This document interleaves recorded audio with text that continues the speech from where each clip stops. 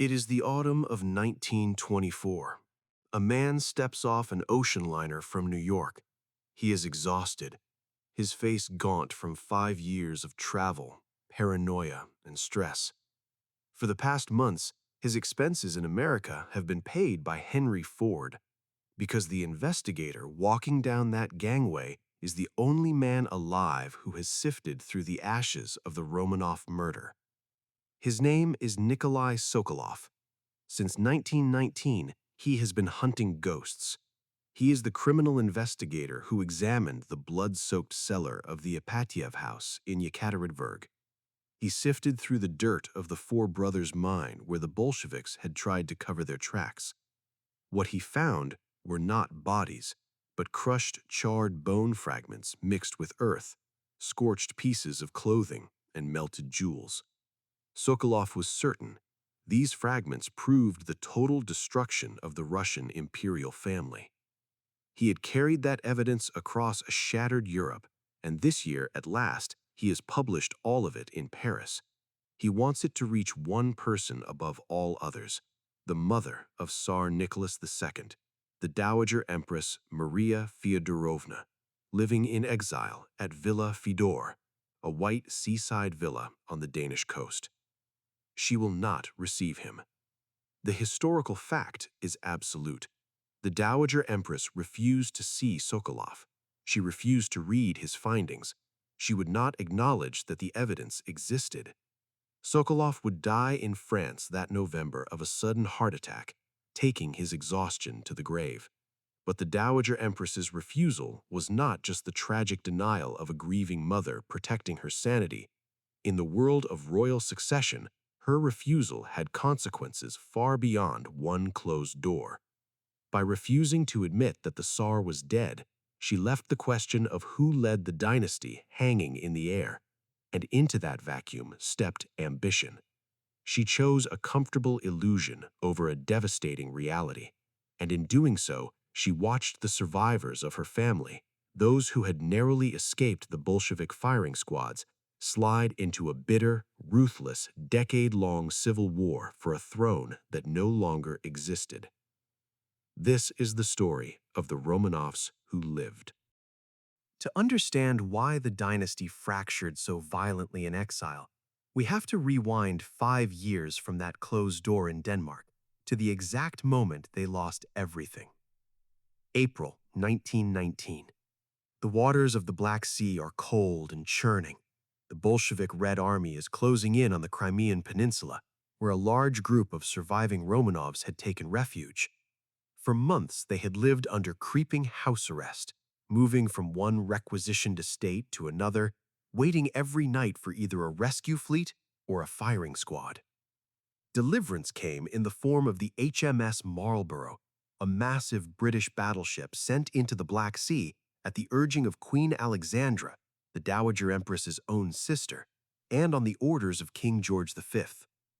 As the surviving Grand Dukes, Duchesses, and their retainers climbed aboard, the contrast between their past and present was jarring.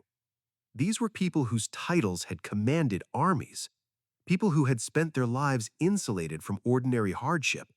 Now they were stateless refugees standing on a cold steel deck. Yet they did not leave empty-handed. British naval officers recorded a staggering detail. Sailors loaded roughly 200 tons of luggage onto the warship. 200 tons. Remember that figure, because what was packed inside would decide this family's fate for the next decade. Amid the blood and chaos of a collapsing empire, the survivors had managed to pack up an immense fortune in imperial jewels, pearls, and personal artifacts, the physical residue of an elite life, boxed up and shipped out. The Dowager Empress Maria Feodorovna was among the first to board, and then she refused to let the ship sail.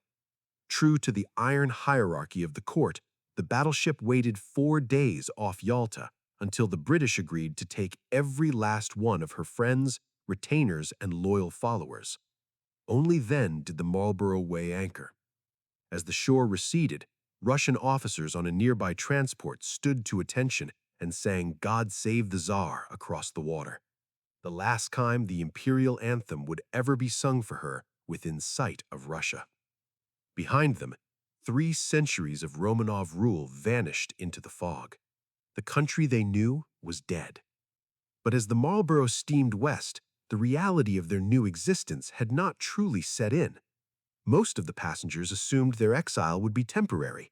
They genuinely believed the Bolsheviks would fall and that they would soon return to reclaim their palaces and their power. They did not realize that the worst was only yet to come.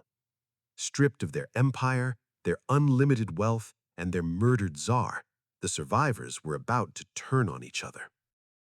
While Maria Feodorovna sealed herself behind a wall of denial in Denmark, other surviving members of the dynasty decided they could not afford the luxury of living in the past. If the Romanov name was going to survive this catastrophic century, it needed a leader, now. And the man most eager to seize that crown was Grand Duke Kirill Vladimirovich. To understand Kirill, you have to look back to the moment the empire actually died, March 1917, Petrograd. As the streets exploded with revolution and Tsar Nicholas II was forced to abdicate, the imperial family fractured under the weight of fear and ambition. While the capital was passing into the hands of the Duma, Grand Duke Kirill, the first cousin of the falling Tsar, did something his relatives would never forgive. In broad daylight, Kirill marched his elite unit, the Naval Guards crew, directly to the Tauride Palace. He did not go there to defend the monarchy. He went to place his armed men at the disposal of the Duma committee, the very men dismantling the government. A red flag, witnesses said, flew over his residence that week. For the rest of his life, Kirill and his supporters would deny the story that he had pinned a red revolutionary ribbon to his chest. But the underlying fact never changed. A Romanov Grand Duke had delivered an armed military unit to the emperor's enemies. Empress Alexandra, confined to her rooms, wrote to her husband that Kirill had lost his mind. He went to the Duma with his guards and stands with them. To the family, it was the ultimate act of treason. In June 1917, Kirill left for Finland, and in 1920 for Germany. He settled at Villa Edinburgh in the small ducal town of Coburg, a house his wife, Victoria Melita, had inherited, and whose fortune paid the bills. But a Grand Duke does not settle down quietly to farm or drive a taxi. Kirill had bigger plans. He watched the chaos in Russia. He watched the executions, and slowly, methodically, he came to see the vacuum left by the murdered Tsar as an opportunity. While Maria Feodorovna was busy rejecting reality, Kirill embraced a cold, calculated strategy. Under the strict Pauline laws of the Russian succession, the throne passed through the male line. Once the senior branch was wiped out, the crown moved automatically to the next senior branch, and legally speaking, that branch belonged to Kirill. He had already tested the water. In August 1922, he declared himself guardian of the throne, a placeholder, a man minding an empty chair. Then he watched the courts. In July 1924, an English court officially declared Grand Duke Michael, Nicholas's younger brother, legally dead. That same year, Sokolov's book laid out in print exactly what had happened in the Ekaterinburg cellar. For Kirill, this was the green light. The last barriers were gone. On August 31, 1924, sitting at a desk in his Coburg villa, Kirill picked up a pen and signed a formal manifesto. It declared that since the deaths of the senior imperial family were now established, the throne could not remain vacant. Invoking the fundamental laws of the empire, he proclaimed himself emperor of all the Russias. No cathedral, no coronation, no crowd. Just a man with a pen in a foreign country, issuing a decree for an empire that no longer existed.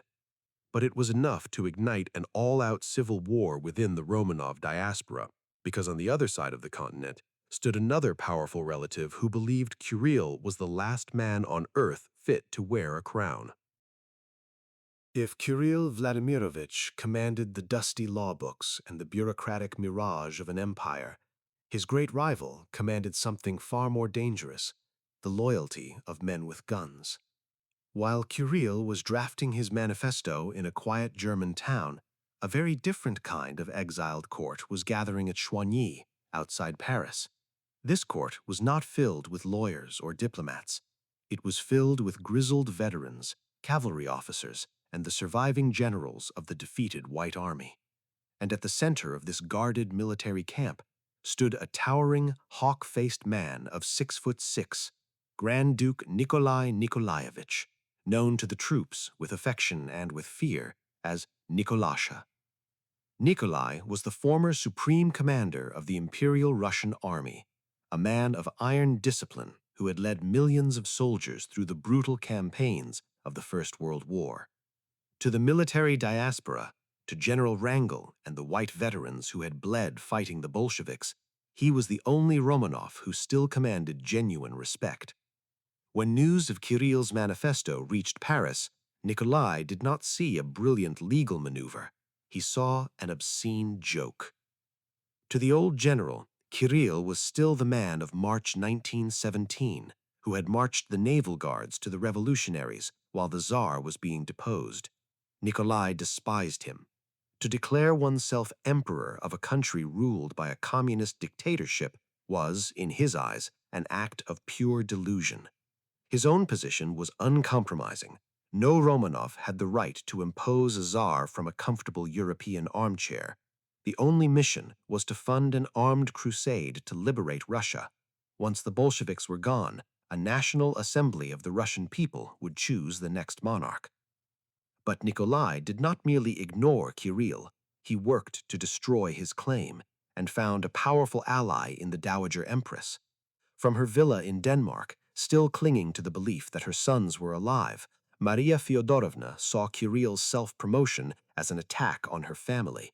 Nikolai wrote to her, warning of his ambitions. She wrote back, and Nikolai made sure her letter was published for the entire Russian émigrés to read. It was a devastating public humiliation. She called Kirill's imperial title premature, reminding the world that as long as there was no certain news of the Tsar's fate, news she herself refused to hear, the throne could not be claimed by anyone. The Romanov diaspora split in two. You stood with the emperor in Coburg or with the general in Paris. It was a bitter, exhausting paper war, fought in émigré newspapers, in closed drawing rooms, and in European high society. But what the surviving Romanovs did not realize was that they were not the only ones playing this game. 1,500 miles away in Moscow, the Soviet secret police, the OGPU, were watching the Royal Civil War with intense satisfaction. And they were not just watching, they were weaponizing it. Soviet intelligence was running one of the most brilliant and devastating deception operations of the 20th century, Operation Trust. The OGPU had built a massive, entirely fake anti-Bolshevik resistance organization inside the Soviet Union. Then they sent its agents abroad. In 1923, a Soviet operative named Alexander Yakushev sat face-to-face with Grand Duke Nikolai and his generals in Paris, describing a vast underground army inside Russia, ready to rise, if only the émigrés would wait, send money, and send their best men. Most believed him. Only General Wrangel smelled a trap. The emigration's money and its bravest officers flowed into the Phantom Trust. Couriers crossed the border carrying cash and plans and vanished into OGPU cells. In 1925, the legendary British spy Sidney Reilly, the man often called the real James Bond, crossed the Finnish border to meet the resistance in person. He was arrested within days and shot in a forest outside Moscow. 5 years later, the Trust's successors would snatch General Kutepov, leader of the White Veterans, from a Paris street in Bladelight. He was never seen again. The Bolsheviks did not need to send assassins to Europe to destroy the Romanovs. By feeding the émigrés' hopes and exploiting their bitter rivalry, the Soviets made sure the imperial family's last loyalists bled themselves dry, waiting for a rebellion that existed only on paper in Moscow. While the Grand Dukes played at war and politics, the rest of the surviving family was facing a far more ordinary terror, the grinding humiliation of trying to survive the modern world with no money, no skills, and nowhere to go. The physical reality of exile was slowly crushing the rest of the dynasty, and nowhere was the paradox stranger than in Denmark. We must return to Villa Hvidøre, because by the mid-1920s, the Dowager Empress Maria Feodorovna was functionally broke. Her nephew, King George V, provided her with a pension of £10,000 a year, generous on paper, but barely enough to maintain her household of loyalists and bodyguards. According to memoirs from her household, the former Empress of Russia regularly struggled to settle her accounts with the local butcher, the baker, and the grocer. Yet locked in an iron strongbox beneath her bed lay one of the great concentrated fortunes of Europe. When the Marlborough evacuated the family from Crimea in 1919, those 200 tons of luggage had included the personal jewelry of the Dowager Empress, packed into a heavy black iron box. Flawless Romanov diamonds, sapphires, and ropes of pearls, a collection reputedly worth £500,000. Her relatives urged her to sell just a few pieces to ease their collective suffering. She refused.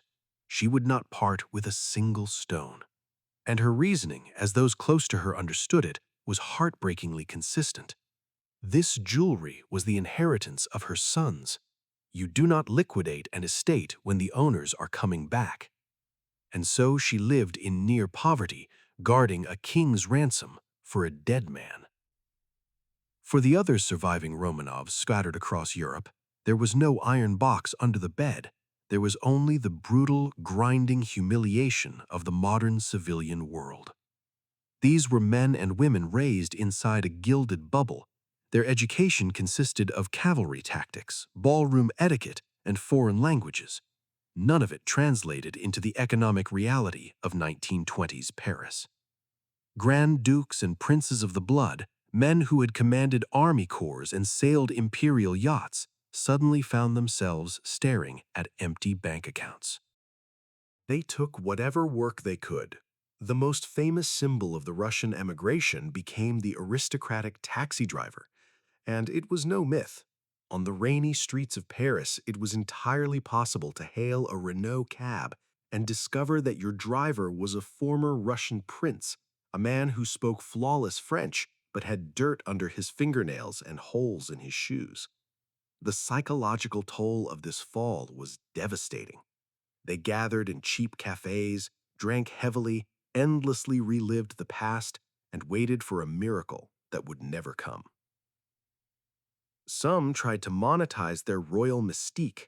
The Tsar's niece, Princess Irina, and her husband, Prince Felix Yusupov, the man famous for assassinating Rasputin, turned their glamorous reputation into a business.